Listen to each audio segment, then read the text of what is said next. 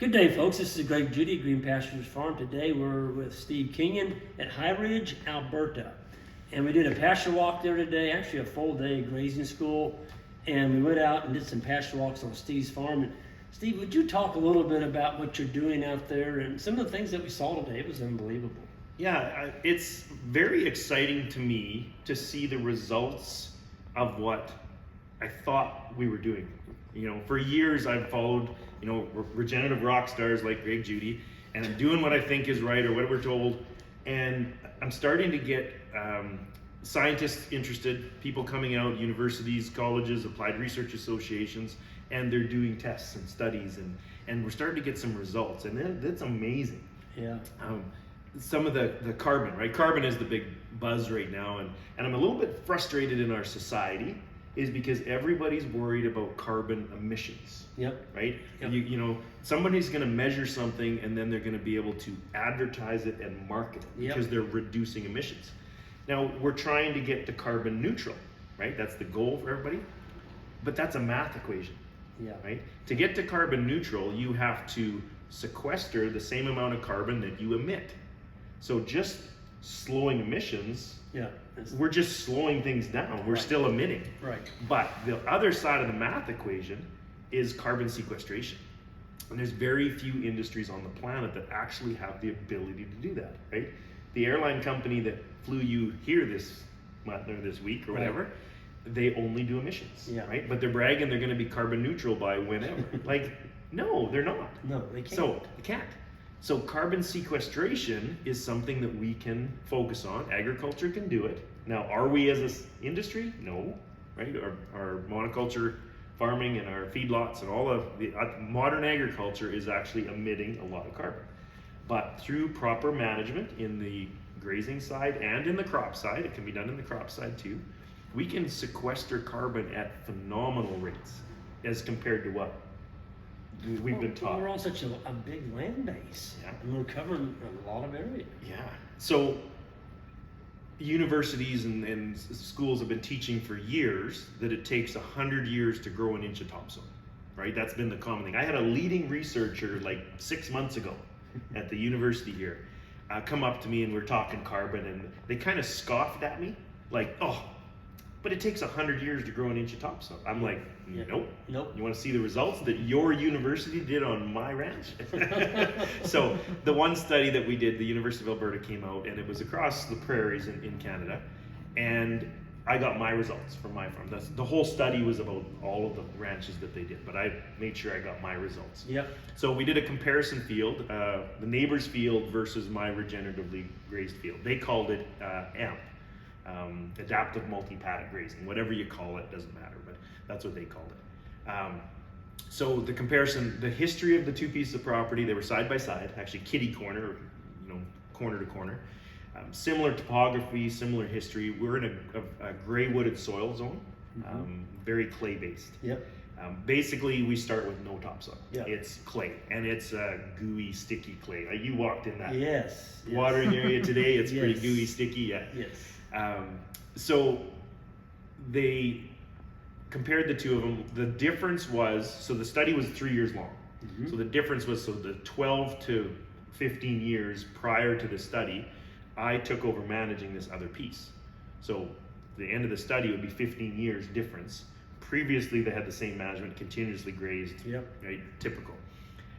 In that time, we raised the soil organic carbon from 5.2% was the control in a continuously grazed pasture, and we were up to 10.9%. So we were almost 11%. Double. Yeah, in 15 years. But not only that, we went deeper. Yes. Right? The average depth now of that AH horizon on that piece, and the university came out and did some very intensive soil tests. They did meter deep samples.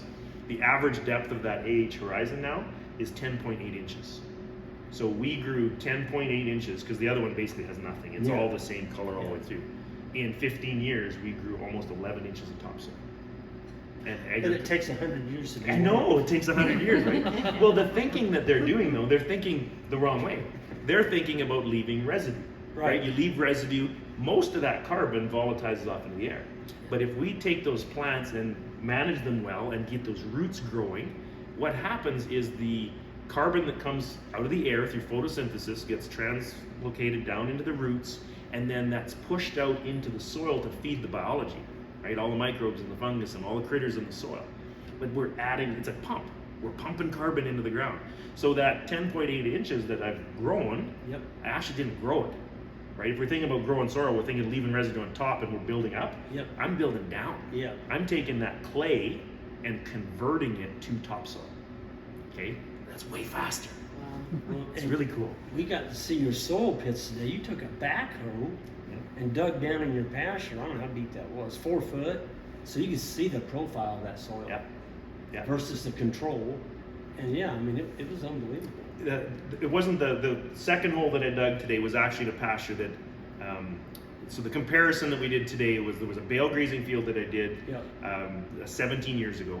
And then across the way, we've managed it for about 14 years, but we never did we didn't do any bale grazing. We didn't feed on it or anything, right? It just, so it was slower to heal. So the 2 holes that we dug today, the one that we had longer and did some bale grazing on it, we probably had 12 inches plus of topsoil, that AH horizon. And the one next to it where we haven't been working as long or as hard on it, probably had 6 to 8 maybe. It was still, pretty good. Really good. But quite a drastic difference even below that.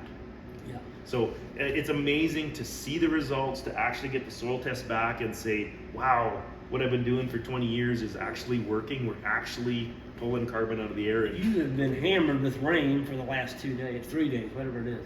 There wasn't any rain, there wasn't any water in the bottom of that hole to speak of. It's that so ground, it aggregates in your soil. It looked like potting soil out there. And it's just soaked it up. And the guy's running around with the penedometer, right? Sinking it to the handles. This, 3 feet penedometer? At least 3 feet. What a penetrometer does is measures the compaction of soil. So you're supposed to push it into the ground, and wherever it gets to 300 psi, that's as far as you're supposed to go, and that's the compaction layer. Anything more than 300 psi, the root systems can't penetrate anymore, right? So we're out there, we're dropping this thing 3 feet with barely leaning on it, right? Burying it to the handle. What was the number on both those fields? The number for the penetrometer? I didn't see them, but it was under. It was 200 and under. 300 usually it just stops there, and then you quit, and then you measure. Okay, we went 6 inches or 8 inches, right? We could have kept going. Well, Steve, you hear that people say, well, what you and I are doing. Well, you can't feed the world with this type of, agriculture. And I'm like, well, wait a minute. What if we everybody started grazing a little bit differently and building that kind of topsoil? We already know that 1% increase in organic matter is 25,000 gallons of water per acre per year that we're attracting. You had 10% organic matter on some of that? So today's measurement, so I just told you about the University of Alberta study. This was studies through the Gateway Research Organization. So 17 years ago, the soil test was about 3% organic matter in there. So the test we took 3 weeks ago on the same piece of property, it's between 6 and 8%. We took multiple tests. That's a lot of water. And 12 to 15 inches deep of that, right? So that's a lot of water holding capacity. We're in a drought. We've actually had 2 years of drought, fairly severe droughts, and this spring and so far this summer has been very dry. Like 3 days ago, the rains opened up and just dumped on everything. So now we got like 3 or 4 inches on top of everything. But previous to that, we were dry. How much grass did you see out there? Well, a lot. Folks, we parked on a paddock, and it was grass probably this tall, and it was some of the prettiest grass I've seen. There was orchard grass, there was timothy, there was fescue, alfalfa, some white and red clovers. It was unbelievable. And I looked at that and I'm like, wait a minute, they were in a drought, and you grew that kind of grass in a drought. We got neighbors that have been feeding for weeks already, feeding hay. So they're. But the neighbors always say, "Well, Steve gets more rain than we do." That's what we get in Missouri. Greg gets more rain than we do. That fence. It stops at that fence line. It stops at that fence line. Actually, we do get more rain because we hold on to more rain. Yes. Right. It's not the actual rainfall coming down. It's the effective rainfall. You made the joke today, and I thought you were going there, but you didn't. So I can make it. When you're praying for rain, Yep. don't get on your knees and look up. Yeah. You get on your knees and look down. Yeah. Because you can control it. You're the person that controls how much rain you keep. So Yeah. if I drop to my knees in a drought, it's to inspect my soil, inspect my thatch layer, see how those root systems and those All right. plants are working. That's my And see, that on was my knees. the number one thing I was looking for today. I've been all over Canada, and the thing I go out, we're doing conferences all over Alberta, and I look at the plant spacing. How far are the plants apart? Folks, the plants are right next to each other at Steve's. And that's because he's using cattle. He's trampling his carbon on the land, and he's healed the soil. He's healed the soil. It's green leaves. That's what captures energy from the sunlight. You'd graze this paddock, and when Steve went in and grazed it, it was probably a foot tall, but he left 2/3 of the plants. And so you had a nice solar collector left intact that was getting sunlight from the sun, and it's going to grow back faster. Yeah. So it's just a win-win. Yeah. Yeah. One of the most important aspects of this, I think, is animal impact. Yes. Right, getting that the herbivore is a keystone species in a grassland environment, and for years I've talked about animal impact as the hooves on the soil. Yep. Right, the stimulating it. It can help break up capped soil and push that material down to get it to Darn right. recycle. But the biggest thing that I never thought of for many years is actually the biological animal impact. Right, it's the biology or food for biology that comes out the back end of that cow, Yep. the back end of that sheep. Yep. That now we're feeding the soil, and that it has a symbiotic relationship, the biology in the herbivore and the biology in the soil. Yes. Right, it's just amazing what that can do. If you're lacking that biological impact, it's going to take you a lot longer to fix land. Can we fix land if we remove the cows from the land? I don't think so. I know there's a lot of people that say, yeah, you can do it, but it's going to take longer. Then you got to do something else, right? Then you bring in teas, or the best biological tea you could ever get comes out the back end of a cow. Actually, the back end of a heifer and the bottom undercarriage of a steer. Right? That's the best tea you'll ever get. Yep. Just agree. don't drink it. Yep. Steve, thank you so much. Oh, it's an honor to have you on my ranch today. I've always Wow. wanted to get here, and I did today, and believe it or not, I was not, I was overwhelmed. I was not surprised. I figured it would be good, but you outsold yourself today. Awesome. Thank you very Thank much. you. That's an honor. Yeah. Any social? Greener Pastures Ranching. Okay, we got Green Pastures Farms and we got Greener Pastures Ranching. I'm pretty sure you were ahead of me, but I didn't know anything about you when I picked that name. But yeah, we've got a Facebook page, we've got Twitter, we've got Instagram, we've got a YouTube page. We're And he everywhere. also does some grazing schools, don't you do? Or do you? Yeah, we do quite a few different grazing schools. Yep. I got one where we partner with Joel Salton. Yep. It's kind of cool with the Stockman Grass Farmer. Yep. That was a big honor to jump in that cruise ship to ride along with him. Yep. And then I have a few private, Greener Pastures Ranching schools as well. So, Yeah. so no, Well, thank you, Steve. Folks, we're going to go ahead and sign out and hit that subscribe button on the way out. We'll see y'all down the road. Thank you all. God bless.